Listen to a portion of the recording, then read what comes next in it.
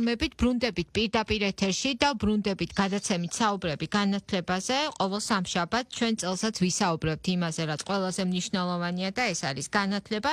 დღეს ჩვენ ვისაუბრებთ ეროვნული სასწავლო ოლიმპიადის შესახებ, რომელიც დაიწყო 9 იანვარს და დასრულდა 13 იანვარს და პირდაპირ ეთერში გვერდება შეფასებისა და გამოცდების ეროვნული ცენტრის დირექტორი ნინო წერეთელი. მოგესალმებით ქალბატონო ნინო და დიდი მადლობა რომ ხართ ჩვენი გადაცემის სტუმარი.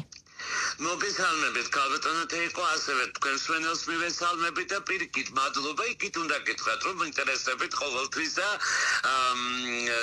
ძალიან აქტიურად გვაძლევთ საშუალებას იმისას, რომ ჩვენი ინფორმაცია მოგაწოდოთ დაზუსტებული. დიდი მადლობა. ქალბატონო ნინო, როგორც უკვე აღნიშნეთ და საზოგადოება მიცის, ეროვნული სასწავლო ოლიმპიადის მეორე ტური დაიწყო 9 იანვარს და დასრულდა 13 იანვარს. როგორ წარიმართა პროცესი? დიახ, 24-25 სასწავლო წლის ეროვნული სასწავლო ოლიმპიადის მეორე ტური ამ რიცხვებში ჩატარდა ძალიან პროცესი მშვიდ ვითარებაში მიმდინარეობდა და 13 იანვარს დასრულებულია. მინდა გითხრათ, რომ მეორე ტურში მონაწილეობისთვის გადასული იყო 6780 მეტი მოსწავლე, დასწრებაც ძალიან კარგი იყო. ასევე დავაზუსტებ იმას, რომ ოლიმპიადა ერთდროულად მიმდინარეობდა ამ თარიღებში 64 ქალაქში და 68 ზოგად საკამათლო დაწესებულებაში ჩატარდა.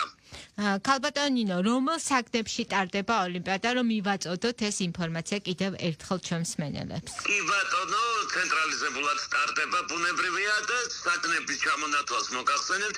ეს გახლავს ქართული ენა და ლიტერატურა, ქართული ენა არაქართული ენის სკოლების მოსწავლეებისათვის, მათემატიკა, ისტორია, გეოგრაფია, ფიზიკა, ქიმია, ბიოლოგია და უცხო ენა.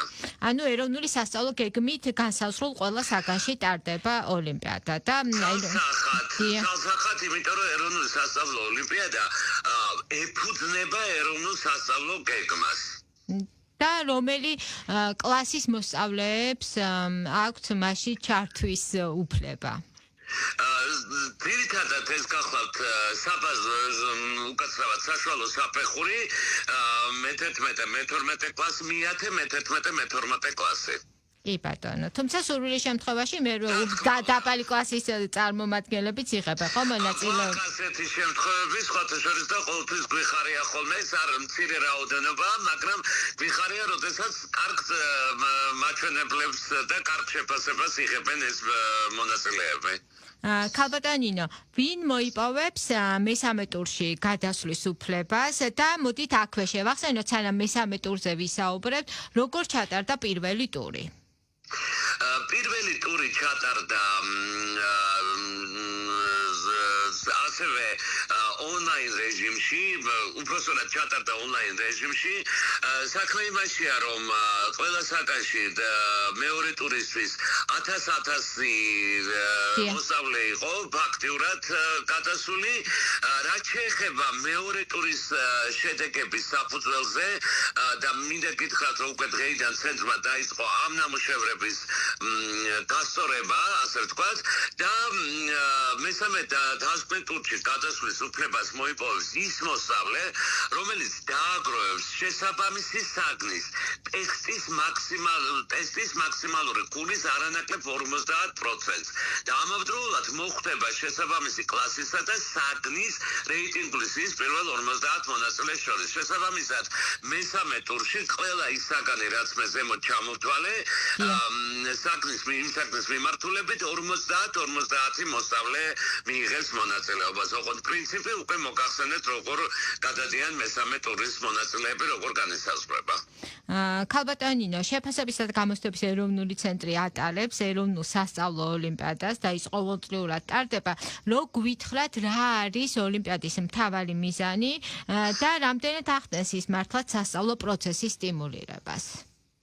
რა თქმა უნდა, ზუსტად აი სასწავლო პროცესის სტიმულირებას, მოსწავლეებში მოტივაციის ამაღლებას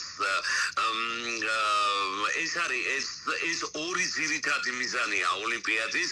რა თქმა უნდა, თვითონ მოსწავლეები ასევე თავის ცოდნასაც ამოწმებენ და იმაზე მეტ უნარებს კარგად ამოწმებს ასევე უნარებს, ერთია დაგროვილი ცოდნა და მეორე გახლავთ უნარები და ბუნებრივია წლიდან წლამდე ხოთშორის მინდა გითხრათ, რომ დაინტერესება მატულობს მოსწავლეებში და მე მგონი საკმაოდ სამბესტავი ციფრი არა 6800-ზე მეტი მოსწავლე როცა გადადის მეორე ტურში. საბოლოო მიზანი ნახეთ როდესაც მესამე ტური დამთავრდება, გარდა ამ მიზნებისა, რასაც უკვე ვისაუბრეთ, გახლავთ ის, რომ გამოვლინდება იმ ნაკრებებისთვის კანდიდატები, რომლებიც საერთაშორისო ოლიმპიადაზე საქართველოს სახელით მიიღებენ მონაწილეობას და მინდა გითხრათ, რომ წლება დაგვანახა, რომ ნამდვილად იმდენად სწორად მიმდინარეობს და იმდენი ნიჭიერი მოსწავლე ყავს სკოლებში, რომ ძალიან კარგი წარმატება აქვთ მერე უკვე საერთაშორისო ოლიმპიადაზე, აი ამ ჩვენი ოლიმპიადის შედეგად შედგენილი ნაკრების წევრებს. და ზოგადად აი ოლიმპიადებზე და აი ასეთი ტიპის აქტივობებზე ზოგადად თქვენი გადასახედიდან და თქვენი გამოცდილებით რამდენად მნიშვნელოვანია, რამდენად ხელშემწყობი პროცესი არის, ფაქტორი არის ეს აი სასწავლო პროცესისათვის. ძალიან მნიშვნელოვანი არის თუნდაც ჩვენი სასწავლო პროცესისთვის, საბოლოო შედეგი გითხარით და საბოლოო მიზანი რას იქნება არის, მაგრამ ძალიან მნიშვნელოვანია, იმიტომ რომ ნახეთ, სკოლები ძალიან აქტიურად არიან ჩართულები ამ ყველაფერში, დაინტერესება მათი ძალიან დიდია, მასწავლებელი როგორც ასეთი და ჩვენი მთავარი ფიგურა ჩვენი ზოგადი განათლების სივრცის კიდევ უფრო მეტი შემართებით მუშაობს და საკლასო ოთახში მთელ ენერგიას ხარჯავს იმისთვის, რომ აი რაც შეიძლება მეტ ბავშვს პირველ შემთხვევაში მისცეს საკნით დააინტერესოს, მოდი ასე ვთქვათ და შემდგომ უკვე რა თქმა უნდა მისცეს ცოდნა, მისცეს უნარები, განუვითაროს ეს უნარები და შედეგის სახეზეა ასეთი მაღალი მონაწილეობა, ასეთი მაღალი მაჩვენებელი ზუსტად ამ შედეგებს უსვამს ხაზს. წარმატება ვუსურვოთ ეროვნული სასწავლო ოლიმპიადის მონაწილეებს. წინ კიდევ არის მესამე ტური, რომელიც გაზაფხულზე ჩატარდება, ხო, სავარაუდოდ, ქალბატონი? რა თქმა უნდა, ტრადიციულად გაზაფხულზე ჩატარდება. და გამოქვეყნდება ალბათ დეტალური ინფორმაცია, რა თქმა უნდა, შეფასებისა და გამოცდების ეროვნული ცენტრის ოფიციალურ ვებგვერდზე. ვებგვერდზე ტრადიციულად ჩვენ ყოველთვის საზოგადოებას ნებისმიერ აქტივობაზე და განსაკუთრებით ოლიმპიადაზე დაუყოვნებლივ, სრულყოფილ და ზუსტებულ ინფორმაციას ვაწვდეთ ხოლმე. ძალიან დიდი მადლობა, წარმატებას გისურვებთ თქვენს და მონაწილეებს. სანამ მესამე ტურის შესახებ გამოქვეყნდება ინფორმაცია, მანამდე გამოქვეყნდება შედეგები, რა თქმა უნდა. გახსენებთ, რომ პირდაპირ ეთერში გვერდებოდა ნინო წერეთელი, შეფასებისა და გამოცდების ეროვნული ცენტრის დირექტორი. ჩვენ საუბრობდით ეროვნული სასწავლო ოლიმპიადის შესახებ, რომლის მეორე ტური 9 იანვარს დაიწყო და 13 იანვარს დასრულდა. და მეორე ტურში გადავიდა 6880-ზე მეტი მოსწავლე, როგორც აღნიშნა ჩვენმა სტუმარმა. შეფასებისა და გამოცდების ეროვნული ცენტრი ეროვნულ სასწავლო ოლიმპიადას ატარებს 3 ტურად. პირველი ტური იმართება ელექტრონულად, ონლაინ. 9-13 იანვარს ჩატარდა მეორე ტური და ეროვნული სასწავლო ოლიმპიადის მიზანია სასწავლო პროცესის სტიმულირება, მოსწავლეებში მოტივაციის ამაღლება და ასევე იმ ნაკრებებისათვის კანდიდატების გამოვლენას, რომლებიც შემდგომ მონაწილეობას მიიღებენ საერთაშორისო ოლიმპიადაში და იასპარეზებენ საქართველოს სახელით. შეგახსენებთ, რომ ჩვენ დღეს საუბრობდით ეროვნული სასწავლო ოლიმპიადის შესახებ, ეს იყო გადაცემა საუბრები განათლებაზე და ჩვენ ყოველ სამშაბათს დაგიბრუნდებით უახლესი თემებით.